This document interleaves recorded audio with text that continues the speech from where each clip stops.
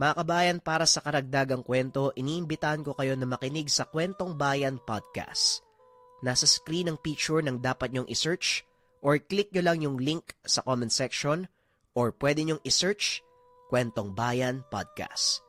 Asahan ko kayo mga kabayan, huwag nyong kalimutan na mag-comment ng hashtag Kwentong Bayan doon sa podcast.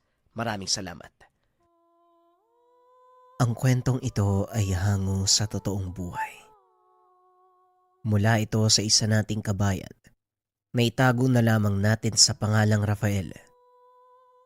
Taong 1991, siyudad ng Iloilo. Napapalibutan ng napakaraming kalaban, pilit na sinusubukang makaalpas sa daluyong ng mga suntok at sipa ng mga kapwa-bata na nais siyang pabagsakin.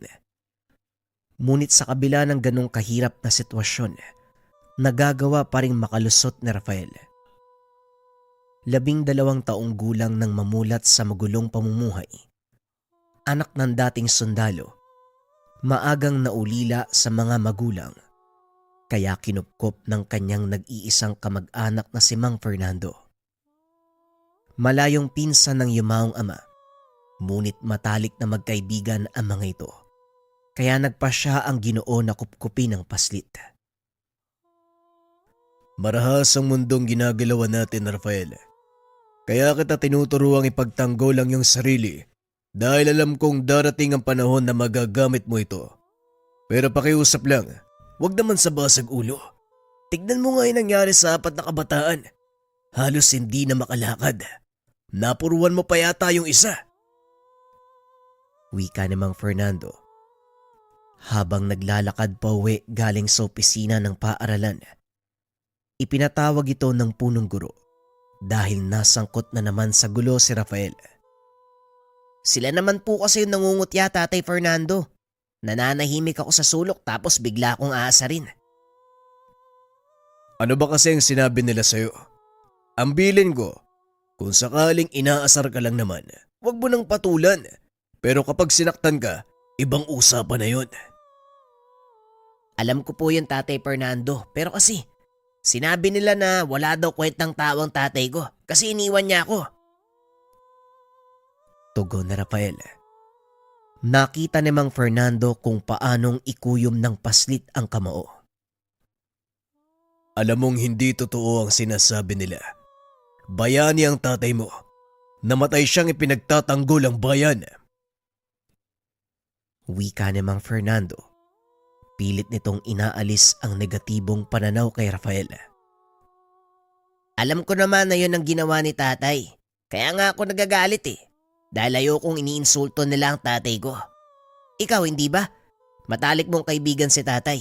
Hindi ka ba nagagalit sa tuwing maririnig mong iniinsulto at sinisiraan siya? Nagagalit din ako syempre. Pero hindi natin dapat hayaang manguna ang galit sa mga desisyon natin. Sikapin mong habaan ang iyong pasensya. Wala namang mawawala kung papalampasin mo mga sinasabi nila, hindi ba? Basta ikaw at ako, alam nating parehong bayani ang tatay mo. Tugon ni Mang Fernando. Unti-unting kumalma ang paslit. Napalitan ng ngiti ang galit. Lalo na nang abutan ito ng ice candy ng ama-amahan. Salamat po, Tay Fernando . Lagi niyo akong pinapakalma. Hindi ko nga po alam kung bakit ganyan kayo kabait . Kahit minsan nakikita kong minamalit na kayo ng iba. Magaling naman kayo makipagsuntukan. Bakit hindi kayo lumaban? Nakaupo ang dalawa sa parke habang kumakain ng ice candy. Ang kalamang itinuro ko sa iyo, ginagamit sa tamang panahon at pagkakataon. Kung tutusin, isang suntok lang.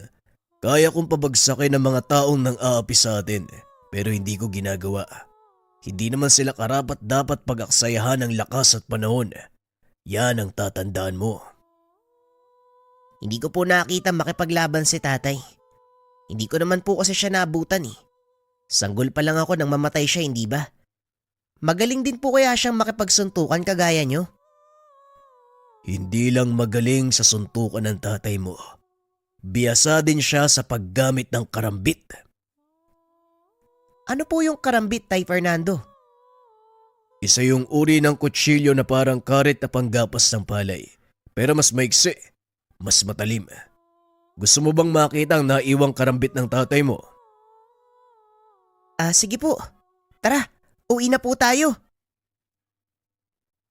Pagdating sa tahanan, kinuha ni Mang Fernando ang mga naitabing gamit ng tatay ni Rafael. Isa-isa itong inilapag sa mesa. Namangha ang paslit sa dami ng gamit na naiwan ng ama. Karamihan sa mga ito ay patalim. Ngunit ang nakaagaw ng pansin ay ang magkapares na karambit. Kinuha niya ito at tinignan ng malapitan. Kitang-kita ni Mang Fernando ang kakaibang kinang ng mata ng paslit na tila ba nakakita ng magandang laruan. Yan ang paboritong sandata ng tatay mo.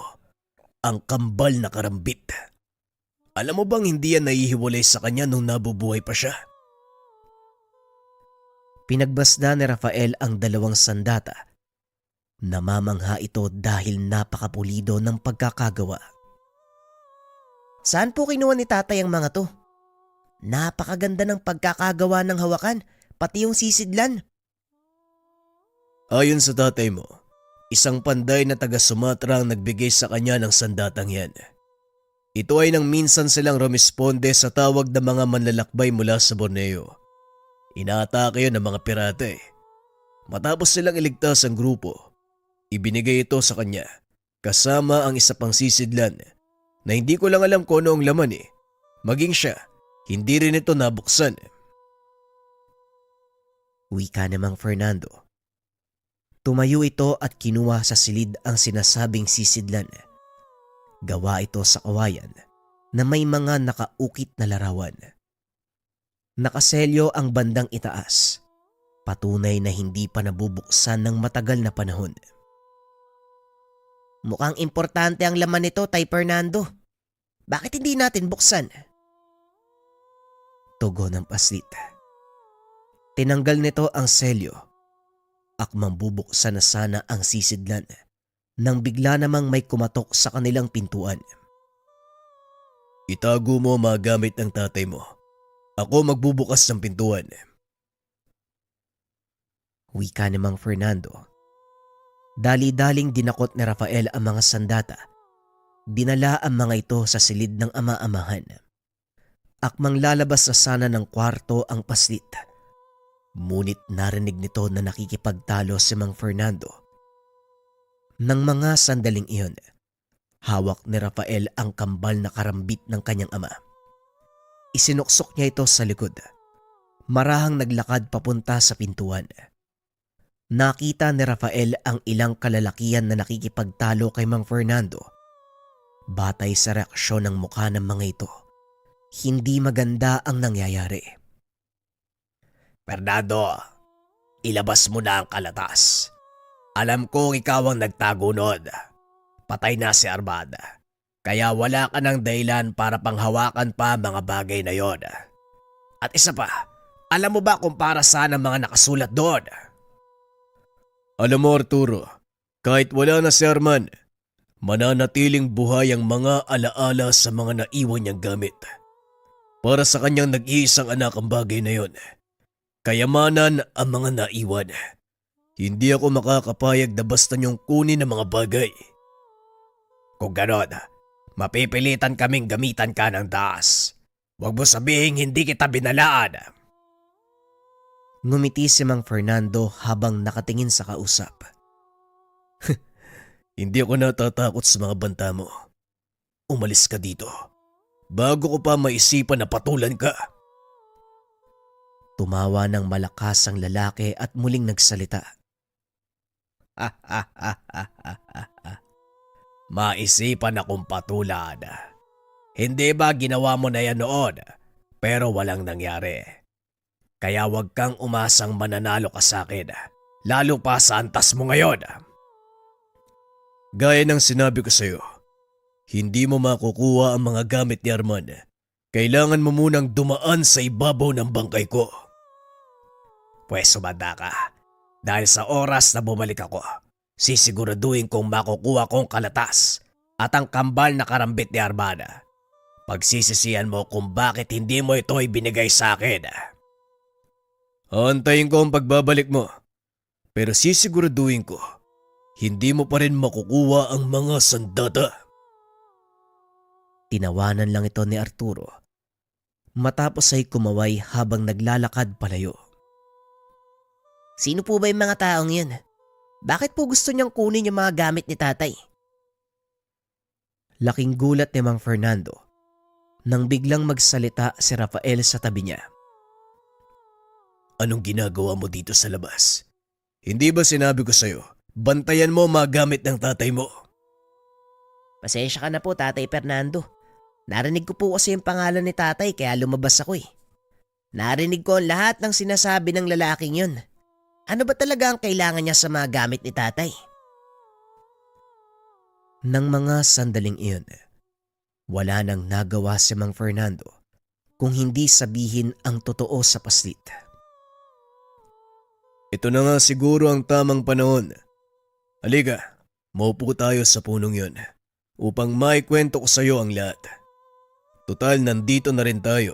Sa malaot madali, malalaman mo rin ang lahat ng bagay kaya mas mabuti ng sakin manggaling. May nagawa po bang kasalanan si tatay sa mga taong yun? Wala naman, Rafael. Hindi ordinaryong tao ang pumatay sa tatay mo. Si Arturo ay isang engkanto. Ninais niyang kunin ang mga sandata ng iyong ama dahil nagtataglay ito ng kakaibang bertud lalo na ang kambal na karambit. Engkanto. Hindi ba hindi naman nakikita ng pangkaraniwang matang mga kagaya nila? Oo, Rafael. Hindi nga nakikita ng pangkaraniwang mga mata ang ilang engkanto.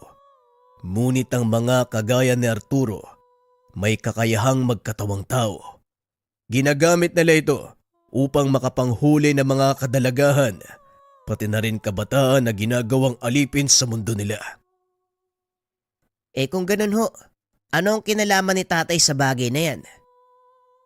Maliban sa pagiging sundalo, naging adhikay ng iyong ama na tugisin ang mga engkantong kagaya ni Arturo. Marami na ang napatay niya, kaya pinag-iinitan siya ng mga ito.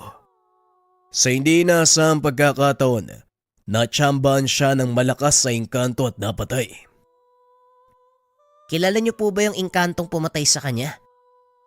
Sa palagay ko, may kinalaman si Arturo sa pagkakamatay niya. Tumayo si Rafael. Kinuha ang isinuksok na karambit sa kanyang likod. Kung ganon, kailangan kong makausap ang Arturo na yan. Nang sa ganon, matanong ko kung siya ang pumatay kay tatay. Nagulat si Mang Fernando sa sinabi ni Rafael. Hindi nito inaasahan na yon ang naisip ng paslit.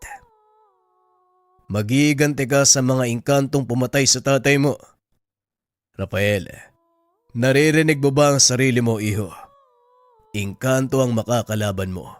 Ano sa palagay mo magagawa ng isang bata laban sa mga nilalang na walang alam kung hindi pumatay?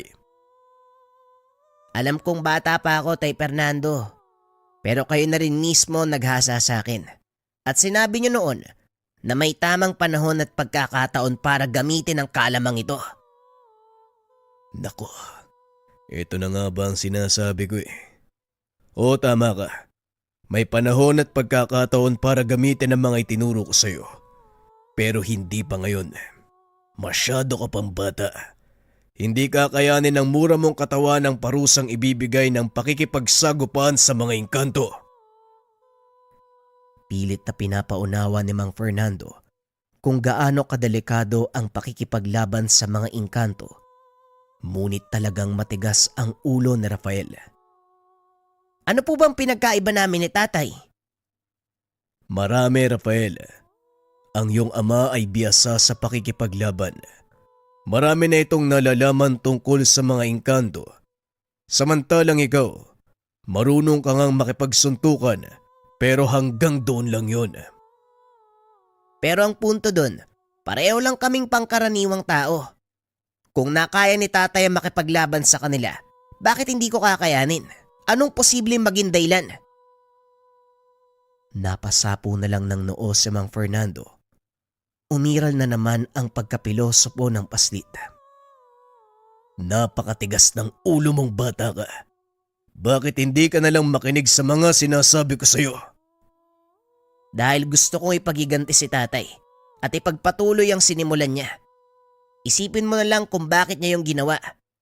Ayaw ni tatay na may mapahamak na kabataan at kababaihan. Yun din ang ayaw kong mangyari. Kaya kung kinakailangan dumaan ako sa matinding pagsasanay, gagawin ko para lang maging malakas. Hindi makapaniwala si Mang Fernando. Naririnig niya ito mula sa isang 12 taong gulang na bata. Para ka talagang tatay mo. Matigas ang ulo. Kung yan ang gusto mo, sige, pagbibigyan kita. Pero sa isang kondisyon, kailangan mong sumunod sa lahat ng sasabihin ko. Wala nang nagawa si Mang Fernando, kundi sundin ang hiling ni Rafael.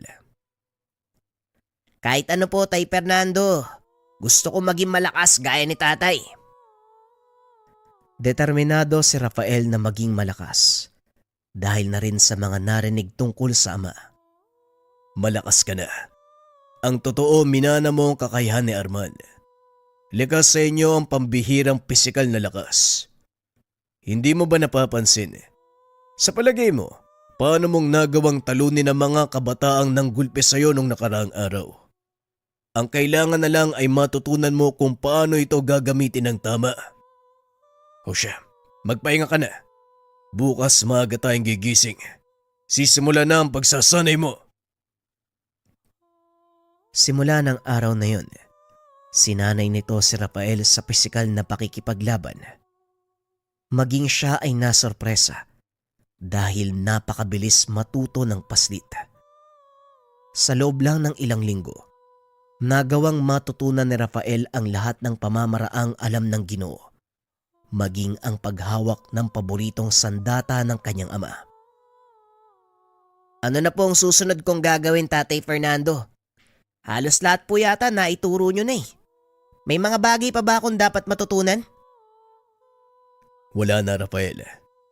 Sa palagay ko, handa ka na kung pisikal na pakikipaglaban ang pag-uusapan. Ngunit may isang bagay pa akong naisituro sa'yo. Kabilin-bilin na ni Arman.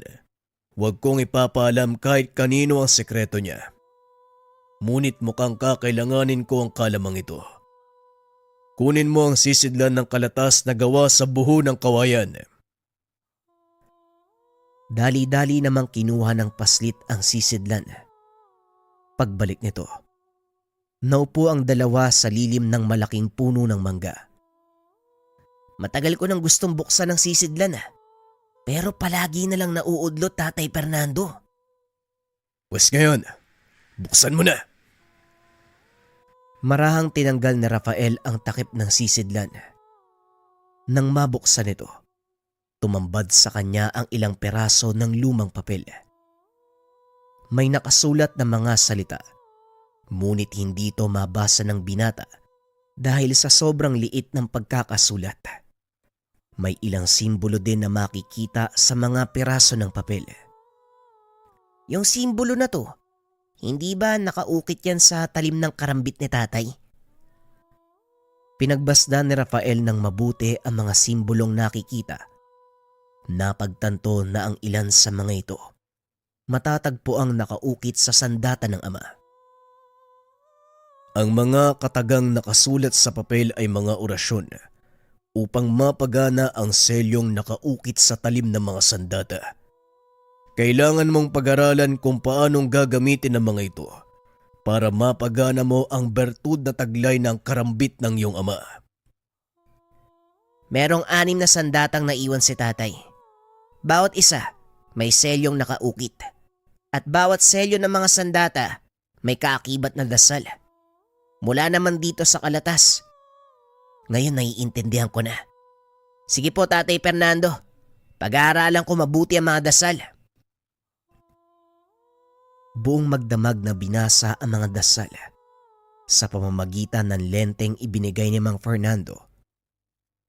Nang makabisado ni Rafael ang dasal para sa karambit, laking gulat nito dahil biglang lumiyabang papel Gumapang ang apoy papunta sa talim ng kambal na sandata.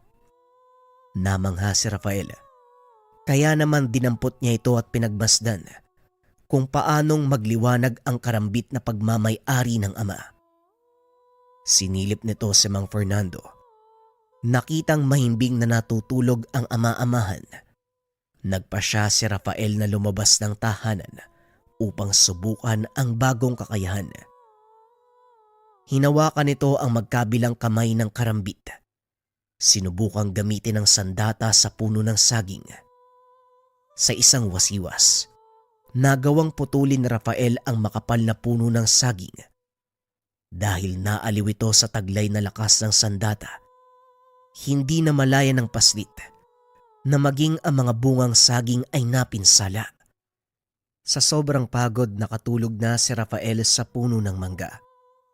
Hawak-hawak ang karambit ng ama. Punong-puno ng mantsa ang suot na damit. Pambihira kang bata ka. Bakit pati sa puno ng saging pinagdiskitan mo? Ay nako, mukhang pagsisisihan ko ng husto ang pagtuturo sa anak mo, Arman. Wika ni Mang Fernando. Sa kabila ng mga nangyari, natutuwa ito dahil napakabilis matuto ni Rafael. Kasabay nito ay ang pangamba na lalong malagay sa panganib ang buhay ng paslit. Maya-maya ay nagising si Rafael. Nakita ang ama-amahang hinahakot ang mga natumbang puno ng saging. Napakamot na lang ng ulo ang paslit. Marahang naglakad papasok ng tahanan sa pag-aakalang hindi siya napansin ni Mang Fernando. At saan ka na naman pupunta? Matapos mo magkalat, iiwan mo lang ng ganito ang ating bakuran. Iligpit mo ang lahat ng ito. Kung ayaw mong ikaw ang isilid ko sa sako, ipapaanod kita sa ilog . Dali-daling inayos ni Rafael ang mga nagkalat na dahon ng saging habang pinapanood siya ni Mang Fernando. Patapos na ng pagliligpit ang paslit nang marinig na may nagbukas ng trangkahan.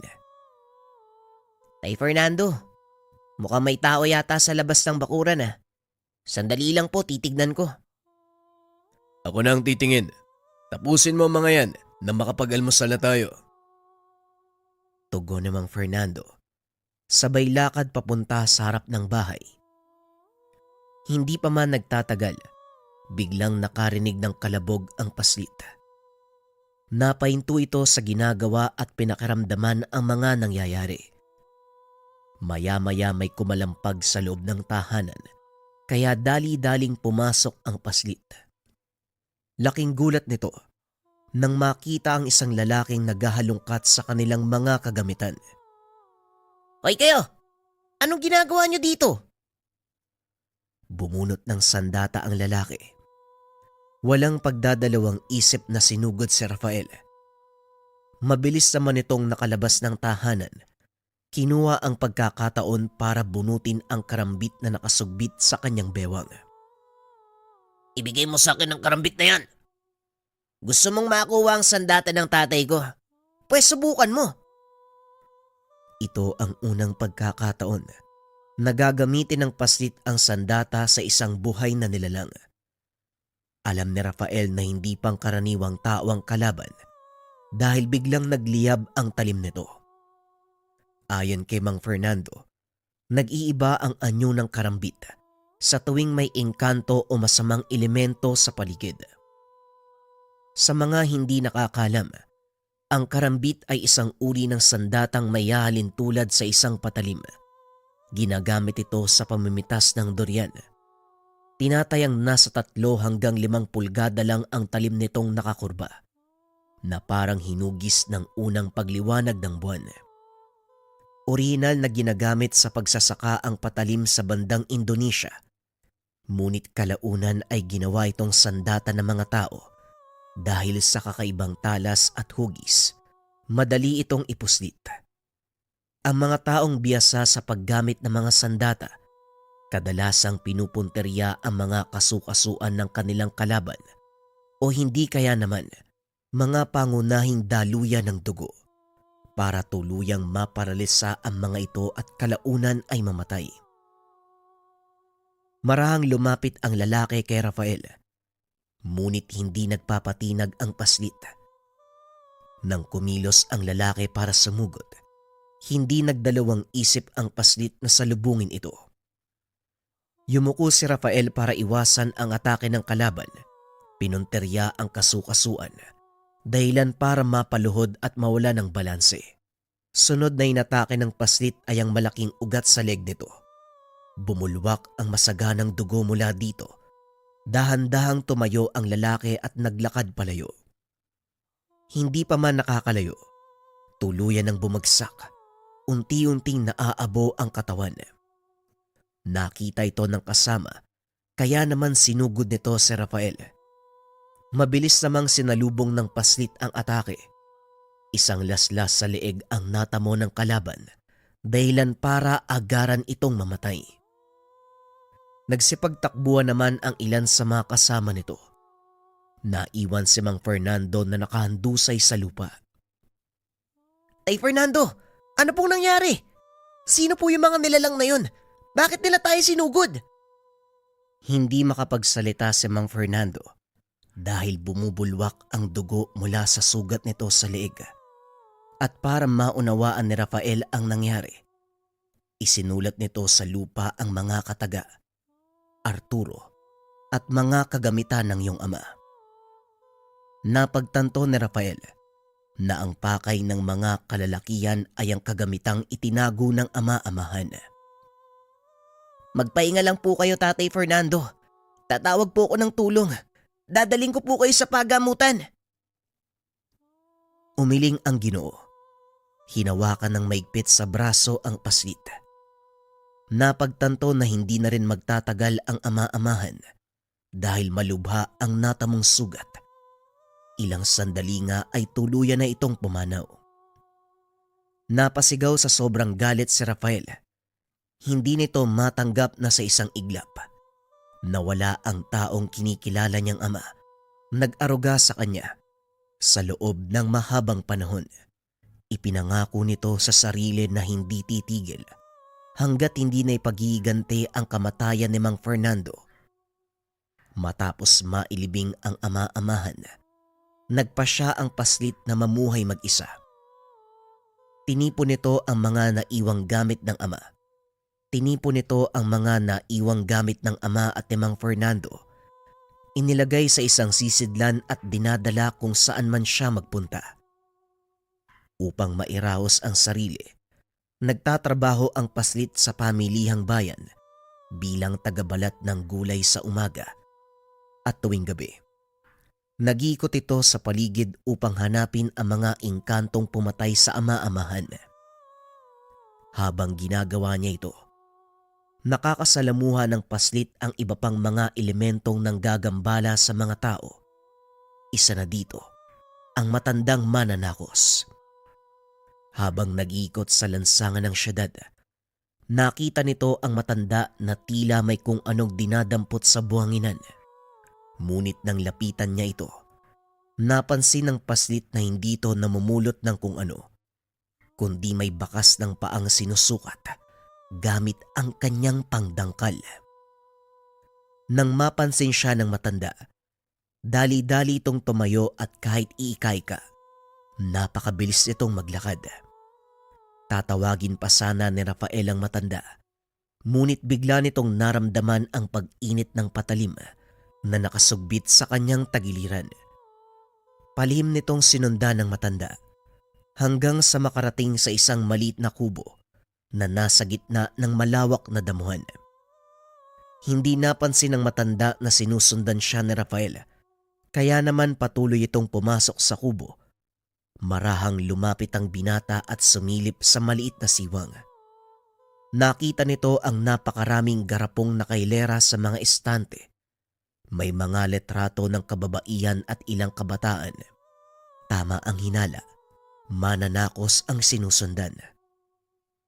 Sa mga hindi nakakalam, ang mananakos o manugtakos, isang uri ng mataas na antas ng mangkukulam.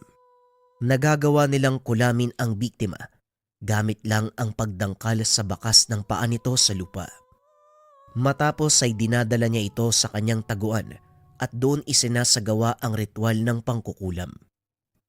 Inilalapat ng mananakos ang daliring ginamit sa pagsukat sa isang malinis na papel. Iniihipan ito ng kung anong dasal at doon sinasabing nakikita ng mananakos ang itsura ng kanyang biktima.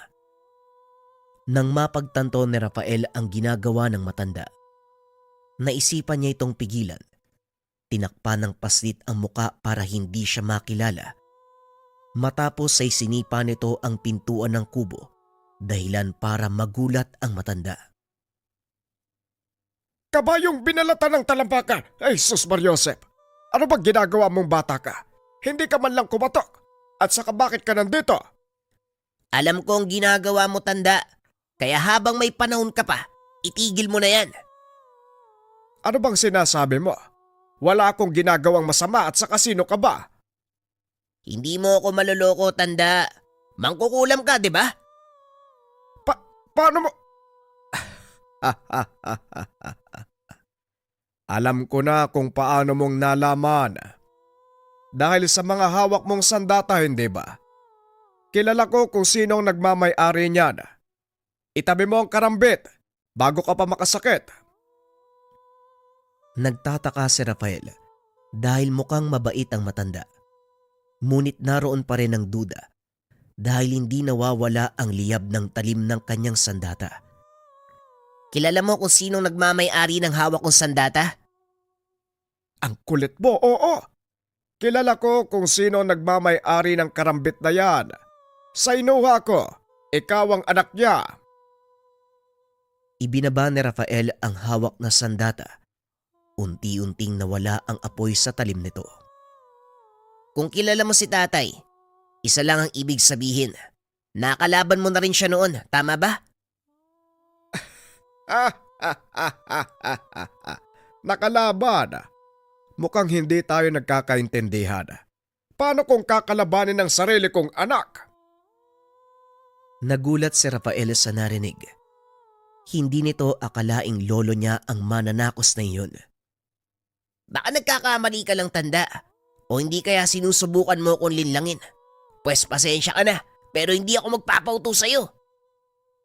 Muling binunot ni Rafael ang sandata. Naganda para sugurin ang matanda.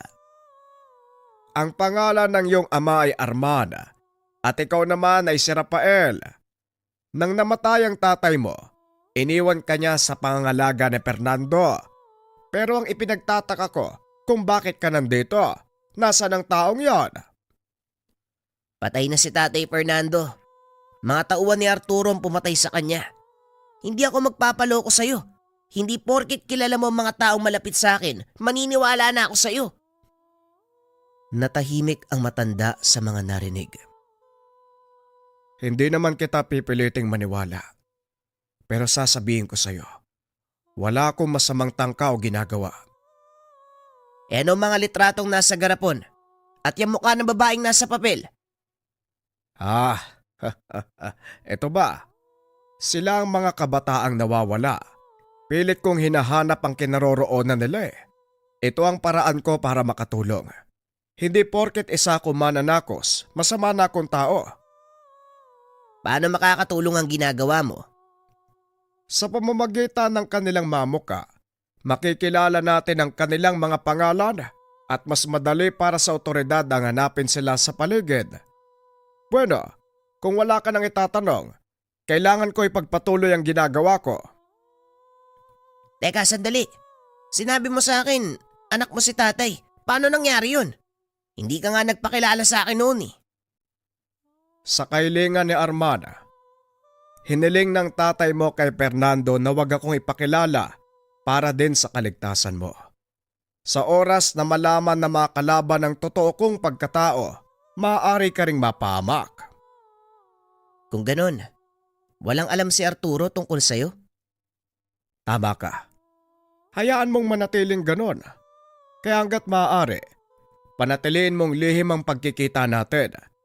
Kalimutan mong nakilala mo ko ngayong gabi. Eto, tignan mo ang ilan sa mga litratong yan. Buhay pa sila eh.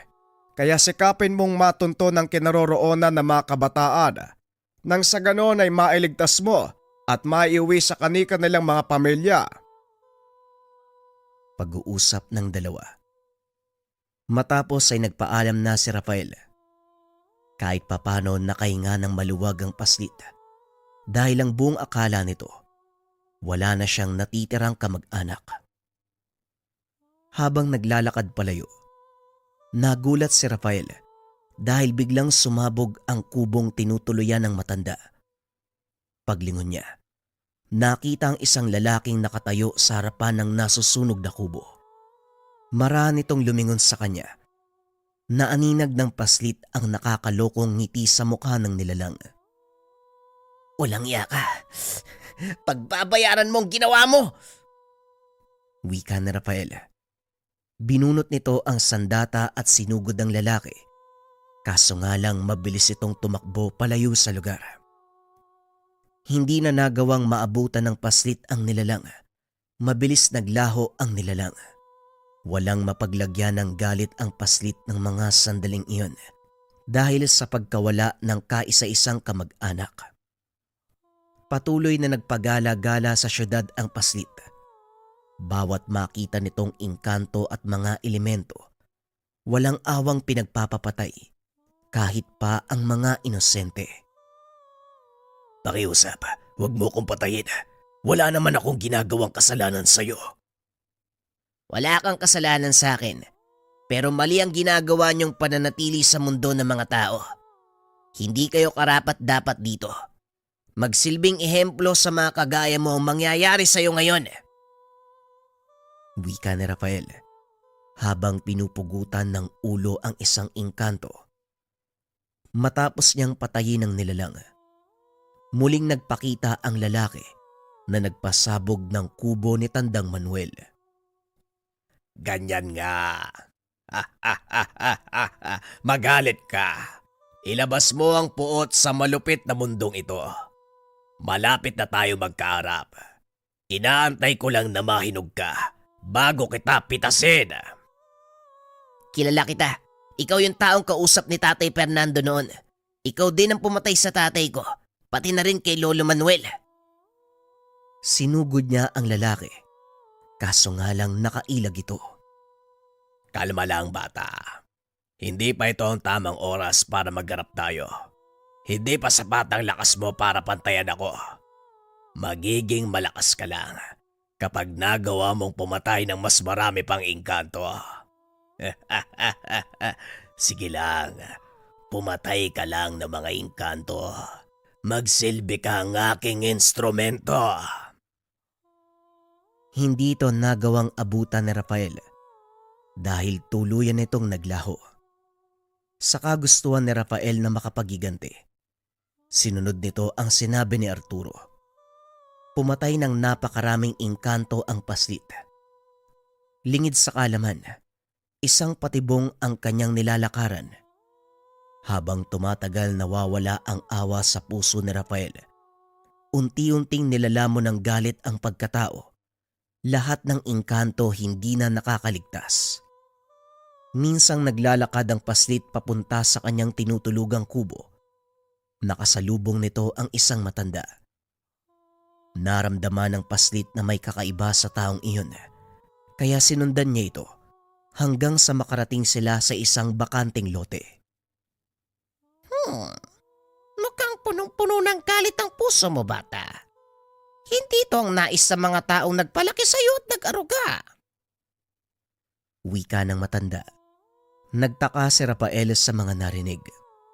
Anong sinasabi mo? Hindi mo alam ang nangyari sa akin, kaya huwag kang mangaral na parang kilalang kilala mo ko. Diyan ka nagkakamali. Kilalang kilala kita mula ulo hanggang paa. Kaya ko nga nasasabi sa iyo ang lahat ng ito. Mali ang ginagawa mo. Hindi ka dapat pumatay ng mga engkantong walang kamuwang-muwang. Kung kilala mo ako, hindi ka dapat nagsasalita ng ganyan sa akin. Pinatay ng mga engkanto ang pamilya ko. Binibigyan ko lang ng katarungan ng nangyari sa kanila. Oo, binibigyan mo ng hustisya ang nangyari sa mga kaanak mo. Pero sa maling pamamaraan. Hindi dapat galit ang pinapairal mo. kang tumimbang ng mga bagay-bagay. Dahil sa ginagawa mo, marami ang napapahamak. Ganon din ang ginawa nila sa mga mahal ko sa buhay. Walang ibang gustong gawin ng pamilya ko kung hindi pangalagaan ang kapayapaan ng mundo. Kaya kung nandito ka para pigilan ako, huwag mo nang subukan dahil hindi kita sasantuin. Talaga pa? Sige nga, sumugod ka. Bumunot ng sandata si Rafael. Sinugod ang matanda. Kaso nga lang lahat ng atake ng paslit, nagagawa nitong harangin. Anong problema? Bakit hindi mo ako magawang patamaan? Akala ko ba papatayin mo ko? Masyado kang mayabang. Humanda ka sa oras na matamaan kita. Yan ay kung matatamaan mo ko. Nagpatuloy ang atake ni Rafael hanggang sa mapagod ito at hindi na makatayo. Mukhang ubos na ang lakas mo. Mahina ka pala. Hindi ka pwedeng ipangtapat kay Arturo. Matulog ka muna. Hinataw nito gamit ng tagiliran ng palad si Rafael sa batok. Nawalan ng malay ang paslit. Inihiga ito ng matanda sa ilalim ng isang puno. Inantay na magising.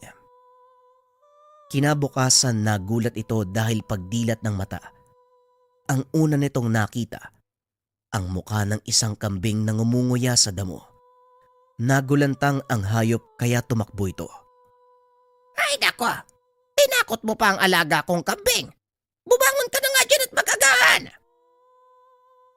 Wika ng matanda habang inilalapag ang plato ng pagkain sa harapan ni Rafael. Inikot ng paslit ang tingin sa paligid. Napagtantong nasa loob siya ng isang kubo. Anong ginagawa ko dito? Bakit mo ko dinala sa tahanan mo? Sinasapo ng paslit ang kanyang batok. Pilit inaalala kung ano ang nangyari.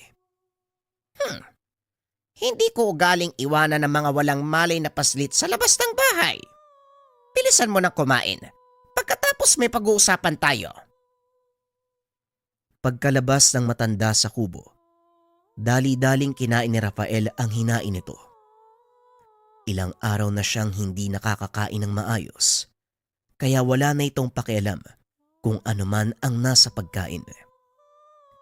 Matapos kumain ay lumabas ito ng bahay. Nakitang nag-aantay ang matanda sa upuan na nasa ilalim ng isang mayabong na puno. Anong pag-uusapan natin, tanda? Tungkol sa ginagawa mong pagpatay sa mga engkantong naninirahan sa syudad na ito. Alam mo bang sinisira mo ang balanse sa ginagawa mo? Inaayos ko lang ang sinasabi mong balanse. Dahil sa totoo lang, sila ang sumira ng lahat sa akin. Dahil sa galit mo, kaya ka nagkakaganyan. Hindi ka makakapag-isip ng matuwid. Kapag puno ng putang puso mo, pinangungunahan nito ang kakayahang magpasya ng isipan. Kaya ipapayo ko sa'yo, subukan mong magpakainahon nang malinawan ka sa lahat ng bagay. Sinubukang bunutin ni Rafael ang karambit. Ngunit laking gulat nito dahil wala na ang mga sandata sa kanyang bewang. Teka, nasa na mga sandata ko? Nasa ligtas na lugar. Hindi ko sila ibabalik hanggat hindi ko nakikita ang pagbabago mula sa'yo. Tumito ka muna. Pag-isipan ang mga sinabi ko. O hindi kaya naman, magpagala-gala ka sa bayan. Nang sa ganun malagay ka sa peligro. Baka sakaling matauhan ka sa mga pinagagawa mo. Walang niya ka. Bakit mo kinuha ang mga karambit ko? Para matuto ka sa pagkakamali mo. Masyado kang umaabuso dahil may hawak kang makapangyarihang sandata. Hindi ito ang uri ng taong aasahan ng iba para sa kanilang kaligtasan. Malayong malayo ka sa iyong ama. Tama ka. Hindi nga ako kagaya ni tatay. Magkaiba kami. Pag-uusap ng dalawa. Naglakad palayo ang paslit hanggang sa marating nito ang labas ng bakura ng matanda. Ngunit bago pa man makatuloy ay napahinto na ito. Maaari ko bang malaman ang pangalan ng taong nagnako ng mga sandata ko? Tawagin mo kong Severino. Tugon ng matanda. Matapos ay naglakad palayo si Rafael, ngunit tila may kung anong pumipigil sa kanya. Huminto ito sa paglalakad, bumalik sa kubo ng matanda. Ano problema? Bakit ka bumalik? Nasa iyo ang sandata ko. At isa pa, gusto ko malaman kung bakit mo ginagawa ang lahat ng to. Ibabalik ko sa iyo ang tanong, iho. Bakit mo ginagawa ang lahat ng ito? Dahil gusto kong ipagiganti sina Tatay Arman, Tatay Fernando at Lolo Manuel. Gusto kong bigyan ng hustisya ang kanilang kamatayan. At para mangyari yon, kailangan kong talunin si Arturo. Sa kasalukuyang antas ng pag-iisip mo, hindi mo magagawang talunin si Arturo. Subukan mong alisin ang galit sa puso mo. Baka sakaling malinawan ka at malaman mo kung ano ang ibig kong sabihin. Pilit na inisip na Rafael ang sinabi ng matanda. At upang maaliw, naglakad-lakad sa paligid ng kubo ang paslit. Hanggang sa makarating sa maliit na talon, napangiti na lang si Rafael at napagtanto. Tila nakaligtaan na isa pa rin siyang paslit. Nagubad ang damit pang itaas. Nagtampisaw sa binabagsakan ng tubig. Mula sa maliit na talon, unti-unting naging payapa ang isipan. Muling nagbalik ang mapaglarong katauhan ng paslit. Patuloy na naglaro si Rafael sa busay hanggang sa tuluyan nitong makaramdam ng pagod. Naiga sa pangpang ng maliit na batis ang paslit. Hindi alintana ang lamig ng paligid. Pinagmasdan nito ang sanga ng mga puno. Napansin ang maliliit na engkantong nanonood sa kanya. Dahan-dahan siyang tumayo. Nakita ang mga ito na naghahabulan sa mga sanga ng puno. Ang ilan ay nagtatampisaw sa tubig. Ang ilan naman ay nagtatago sa mga puno dahil bago sa kanilang paningin si Rafael. Huwag kayong mag-alala dahil hindi ko naman kayo sasaktan eh. Alam nyo, malaking kasalanan ang nagawa ko sa mga kauri nyo. Hindi ko nga dapat pinapairal ang galit. Isa-isang naglapitan sa kanya ang maliit na engkanto at mga lambana. Natuwa ang paslit dahil napagtanto, hindi lahat ng engkanto ay may masamang pakay sa mundo. Nakipaglaro sa mga engkanto ang paslit hanggang sa dumilim ang paligid. Nagpaalam ito sa mga nilalang upang bumalik sa tahanan ni Mang Severino. Oh, mukhang naaliw ka yata sa pagliligo. Kumusta naman ang pakiramdam mo? Maayos naman po. Medyo nakapag-isip na rin. Tama po ang sinabi nyo. Hindi nga lahat ng engkanto masama. Sayang lang, marami ka nang napatay sa kauri nila. Pero tignan mo, wala sa kanilang nagtanim ng galit sa'yo, hindi ba? Yan nga din po ang napansin ko eh. Ang totoo, inaantay ko na gantihan nila ako pero hindi nila ginawa. Talagang hindi yon gagawin ng mga engkanto dahil sila ay mga dalisay na espiritu. Ngunit ang mga kagaya ni Arturo na nabulagan ng kapangyarihan, walang ibang hinangad kung hindi pagarian ng mundo ng mga engkanto. Wala silang puwang sa mundong ito. Inilapag ng matanda ang 2 karambit sa mesa. Ibabalik niyo na po sa akin ang mga karambit ko? Namulat ka na sa katotohanan, kaya wala na akong dahilan para panghawakan pa ang sandatang yan. Sa oras na lumabas ka sa bakurang ito, matutunton ni Arturo ang iyong kinaroroonan. Kaya maganda ka, dahil ito na ang sinasabing pagkakataon ng engkantong iyon. Po, ano pong ibig niyong sabihin? Mamaya mo malalaman. Humayo ka. Ibigay sa kanila ang karapat-dapat na parusa. Tumayo ang paslit at nilagay sa bewang ang mga sandata. Naglakad ito palabas ng bakuran. Nagpatuloy sa paglalakad.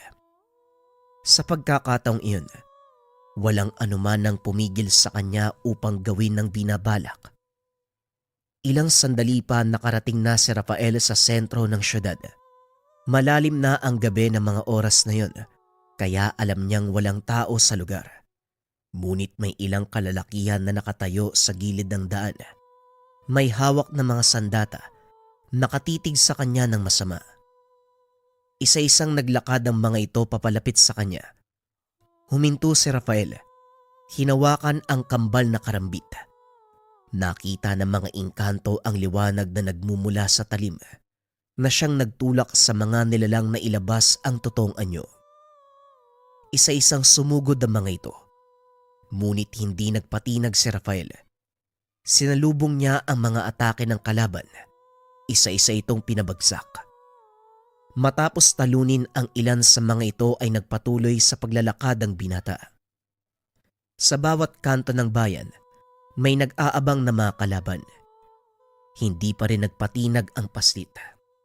Nagpatuloy ito sa pagsugod hanggang sa marating ang pinakahangganan ng syudad. Doon nakita nitong nakatayo si Arturo at iba pang mga kasama. Sa wakas, nandito ka na din. Kanina pa kita'y naabangan.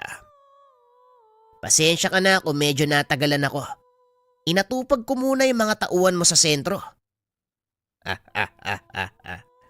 Inaasahan kong mananalo ka sa labang iyon. Dahil sa sandaling ito, nagising na ng tuluyan ang kapangyarihan mo. Tamang-tama, sa oras na mapatay kita, papasok sa karambit ang iyong kaluluwa. Walang kasing sarap ang pakiramdam na mapasakin ng sandatang yan. Mukhang hindi mangyayari ang iniisip mo. Lalo pat napagtanto ko na ang totoong dahilan kung bakit nasa akin ang mga sandatang to. Laking gulat ni Arturo nang biglang sumugod ang paslit. Hindi man lang niya ito napansin. Isang malaking hiwa sa tagiliran ang ibinigay sa kanya ni Rafael. Nang galaiti si Arturo dahil hindi niya inaasahan ang gagawin ng paslit. Mukhang nagkamali ako sa inakala ko. Masyado kitang minaliit.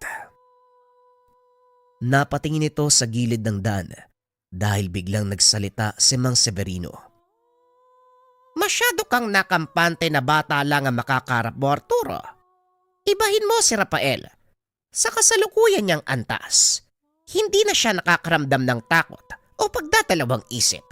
Hindi rin manghihinayang ang paslit na yan na patayin kayo na mga kasama mo. Manahimik ka, Pantas. Kasalanan mo ang lahat ng ito. Napakahilig mong makialama. Hindi ako nakialam. Kinausap ko lang si Rafael. Hindi ko naman inaasahan na magigising ang kapangyarihan ng paslit na yan. Muli nitong ibinaling ang tingin kay Rafael. Ngunit wala na ito sa kinakatayuan. Napasigaw si Arturo nang makitang nagsipagbagsakan na ang mga kasama nitong engkanto. Walang yakang kutong lupa ka. Pagbabayaran mo ang kamatayan na mga kalahi ko. Huwag kang mag-alala. Susunod ka rin sa kanila. Wika ng paslit. Muli itong naglaho at dahil sa takot, tumawag ng ilang pang mga nilalang si Arturo at gaya ng nauna, pinabagsak lang din ito ni Rafael. Natatakot ka ba, Arturo? Nagawa mo lang napatayin ang ama ng batang ito dahil nabulagan siya sa pagiganti. Ngunit ibahin mo ang batang ito, Arturo. Nagising ang kapangyarihang natutulog sa kanyang pagkatao nang mapagtanto niya ang totoong dahilan kung bakit nasa kanya ang mga karambit. Kung hindi ka lang nakialam sa lahat ng plano ko, Tandang Severino, hindi mangyayari ang lahat ng ito. Kaya ikaw ang dapat mabatay. Wika ni Arturo sabay sugod kay Tatang Severino. Ngunit bago pa man ito makarating sa kinakatayuan ng matanda, biglang humarang si Rafael sa kanyang harapan. Ako ang harapin mo. Hindi pa tayo nag-uumpisa. Mukhang hindi ka na makakarating sa kalagitnaan ng laban. Inilagay sa sisidlan ang dalawang karambit. Naglakad papunta kay Arturo nang walang dalang sandata. Masyado kang mayabang, bata. Ano sa palagay mo? Kaya mo kung talunin na kamaulang? Hindi na ituloy ni Arturo ang sasabihin. isang malakas sa suntok sa panga ang natanggap. Tumayo ka. Patunayan mo ang laki ng katawan mo. Sayang naman kung paulit-ulit ka lang babagsak. Lalong nainsulto si Arturo. Tumayo ito at walang tigil na sinugod ang paslit. Ngunit hindi niya ito magawang patamaan. Anong problema? Mukhang nangangalawang na yata ang kasukasuan mo. Paulit-ulit nitong inaasar si Arturo. Gumana ang taktika ng paslit dahil nawala sa tamang pag-iisip ang kalaban. Tumahimik ka! Parang galit na baka na panay ang sugod sa paslit. Halos hindi na ito nag-iisip ng susunod na gagawin. Hanggang sa mapuruan ito ng suntok ni Rafael sa ulo. Bumagsak ang engkanto, pinipilit na makatayo. Ngunit nanginginig na ang tuhod nito at nanghihina. Binunot ni Rafael ang isa sa mga karambit at tinutok sa leeg ni Arturo. Sa kahuli-huli ang pagkakataon, sabihin mo sa akin kung saan mo'y kinulong ang mga nawawalang kabataan. Pasensya na, pero hindi ko sasabihin. Patayin mo na lang ako. Dahil kahit ano pang pagpapahirap ang gawin mo, hindi ako magsasalita. Nagmatigas si Arturo. Hindi sinabi ang kinaroroonan ng mga bihag. Huwag kang mag-alala. Doon naman talaga tayo pupunta eh. Pero bago kita patayin, gusto ko sanang bigyan ka ng pagkakataong tubusin ang iyong sarili. Huwag kang magbataas. Hindi porket hawak mo ang leg ko, kaya mo na akong pasayawin sa palad mo. Mapatay mo man ako, maraming kagaya ko ang darating para usigin ka. Itutuloy nila ang adhikain ko. Yon ay gawing alipin na mga kagaya mo. Pagdating ng panahon, tatanghaling kaming mga Diyos sa mundong ito. Patuloy na nagmamatigas ang kalaban dahil hindi niya matanggap na isang paslit ang nakatalo sa kanya. Binigyan kita ng pagkakataon pero sinayang mo. Kung yan ang pasya mo, wala akong magagawa. Wika ni Rafael sabay pugot ng ulo ni Arturo gamit ang karambit ng kanyang ama.